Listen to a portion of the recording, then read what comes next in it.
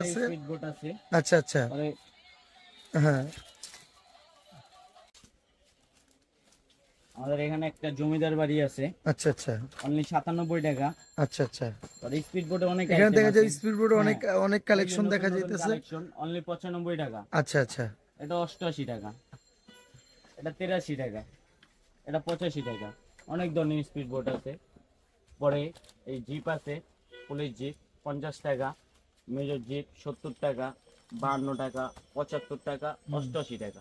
আর একটা 4 পিসের একটা স্প্রিং এর গাড়ি আছে, অনলি 65 টাকা।